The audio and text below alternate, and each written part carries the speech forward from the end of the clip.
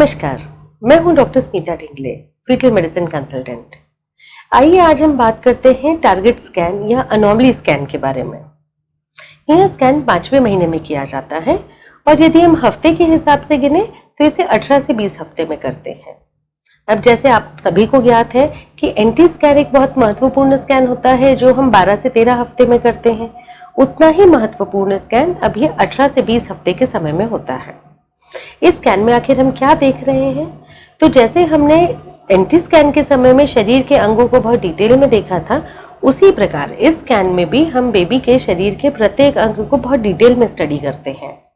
फर्क ये हो जाता है कि 5वें महीने तक बच्चे का अंग जो है वो काफी डेवलप हो चुके होते हैं और उसके बाद इसकी ग्रोथ चलती रहती है। तो यदि कोई जन्मजात विकृति होना है या कोई स्ट्रक्चरल डिफेक्ट यानी बच्चे के ढांचे के बनने में कोई बनावट में गड़बड़ है तो वो हम इस स्कैन में पकड़ सकते हैं। इस स्कैन का उद्देश्य यह होता है कि शरीर की कोई विसंगति है, कोई विकृति है तो हम उसको डिटेल में स्टडी करके समझें। अब समझना ये होता है कि यह जो स्ट्रक्चरल डिफेक्ट या शारीरिक विकृति जो हमें दिखाई दे रही है, क्या यह जीवन के अनुकूल है या प्रतिकूल है। अनुकूल या प्रतिकूल से मतलब ये होता है कि क्या इस विसंगति के साथ बच्चे का जीवन कैसा रहेगा, बच्चा जीवन पार कर पाएगा या नहीं कर पाएगा, क्या यह चीज ठीक हो सकती है या नहीं, और सबसे इम्पोर्टेंट बात कि क्या इस स्थिति के लिए हम गर्भस्थ शिशु में ही कुछ ट्रीटमेंट कर सकते हैं क्या। तो इन सब चीजों को ध्यान में रखते हुए 5वें महीने का स्कैन बहुत ही इंपॉर्टेंट हो जाता है। कभी कभी ऐसा हो जाता है कि कई महिलाओं का एंटी स्कैन छूट जाता है या वो 12 से 13 के हफ्ते के समय में डॉक्टर के पास नहीं पहुंच पाती, तो उन्होंने यदि पिछला स्कैन मिस करा है या स्कैन हुआ ही नहीं है तो कम से कम ये टारगेट रखें कि हमें 18 से 20 हफ्ते वाला स्कैन तो एक फीटल मेडिसिन स्पेशलिस्ट से करवाना ही चाहिए। अब इस स्कैन में हम बच्चे का हेड ब्रेन, पूरे चेहरे की स्टडी, हार्ट, पेट, एब्डोमेन, हाथ पैर, बच्चे की रीढ़ की हड्डी, किडनीज, पेशाब की थैली, ये सारी चीजों का बहुत गहन अध्ययन करते हैं।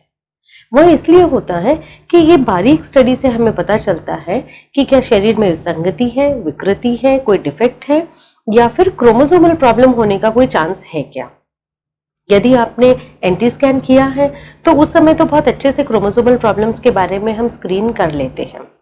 कभी कभी ऐसा होता है कि जो शरीर के नए अंग डेवलप हो रहे हैं उनमें कुछ विकृति 5वें महीने के स्कैन पे पकड़ में आ सकती है।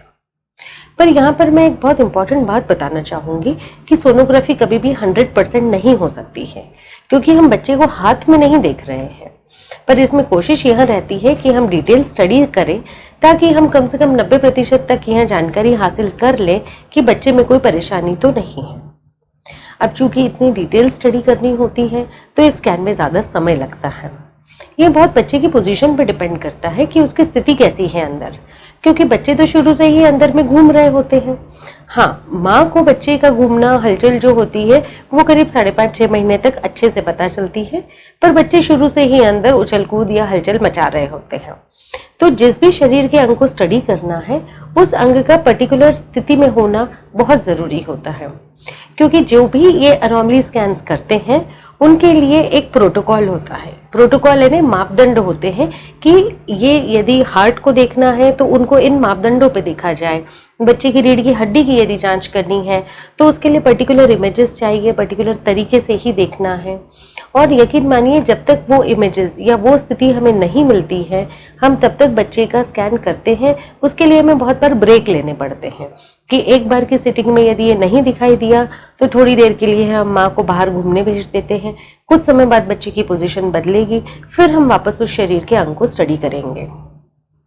बहुत बार ऐसी स्थिति होती है कि विकृति दिखाई देती है, तब उस समय यह डिसाइड करना होता है कि क्या इस विकृति के साथ बच्चा जीवन निकाल पाएगा, या ये विकृति ऐसी है जिसको हमें अभी से किसी पीडियाट्रिक कार्डियोलॉजिस्ट या कोई पीडियाट्रिक सर्जन से मिल के रखना है कि जैसे ही बच्चा डिलीवर हो तो उस समय पीडियाट्रिक सर्जन भी मौजूद हो और उस स्थिति को उसी समय से हम डील करना शुरू करें। तो यदि ऐसी स्थिति कोई छोटी जगह पे मालूम चलती है तो फिर हम बच्चे और माँ को ध्यान देने के लिए बताते हैं कि उन्हें किसी टर्शियरी सेंटर यानी कि किसी बड़े अस्पताल में ही डिलीवरी करानी चाहिए ताकि बच्चे की देखरेख बराबर हो सके। बहुत बार ऐसी स्थिति लेकर आती है महिलाएं कि हमारे पिछले बच्चे में ऐसी स्थिति थी और जन्म के कुछ समय बाद ही बच्चा नहीं रहा, और वो चीज़ रिपीट होने वाली हो, या फिर उन माओं को सेकेंड टाइम की प्रेगनेंसी के समय में और ज़्यादा ध्यान देना पड़ता है कि कहीं पिछली बार की तरह की कोई विकृति रिपीट तो नहीं हो रही है। और जो मैं क्रोमोसोमल प्रॉब्लम्स की बात कह रही थी, तो उनको अच्छी तरह से जानने के लिए अब हम सब जानते हैं कि नीडल टेस्ट यानी एमनियोसेंटेसिस एक तरीका होता है जिससे कि हम क्रोमोसोम्स को जान पाए। तो यदि 18 हफ्ते की सोनोग्राफी के टाइम पर हमें कुछ परेशानी बच्चे में नजर आती है, तो उस समय हम एमनियोसेंटेसिस यानी बच्चे के आसपास का जो पानी होता है उसकी जांच के लिए भेजकर जेनेटिक लैब से यह जान सकते हैं कि बच्चे के क्रोमोसोम्स बराबर हैं कि नहीं है। अब चूंकि स्कैन में बहुत ज़्यादा गहन अध्ययन होता है, इसमें समय लगता है, इसलिए डॉक्टर्स हमेशा रिक्वेस्ट करते हैं कि अनोमली स्कैन के लिए एक पूर्व अपॉइंटमेंट निर्धारित करके ही आप उनके पास जाएं। अच्छा, इसमें माँ का खाना पीना भी बहुत ज़रूरी होता है। भूखे पेट कभी भी प्रेग्नेंट महिला का स्कैन नहीं होता है, तो इसलिए आप अच्छे से नाश्ता करके जाएं, अपने साथ कुछ बॉक्स में लेकर भी जाएं जब आपका अनोमली स्कैन का अपॉइंटमेंट हो।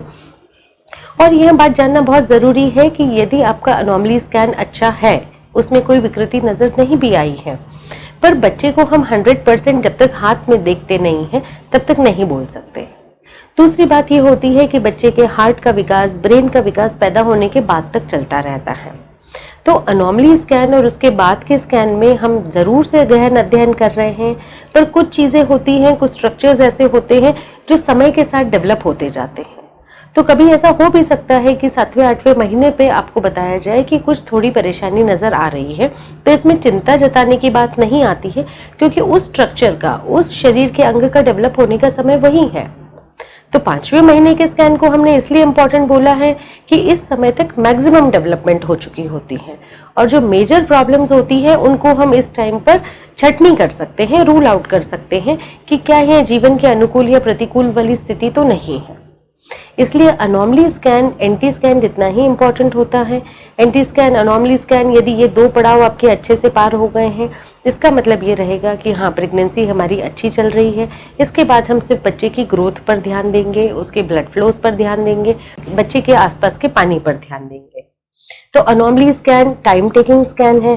पूर्व अपॉइंटमेंट निर्धारित करके ही अपने डॉक्टर के पास जाएं और इसे कभी मिस ना करें। धन्यवाद।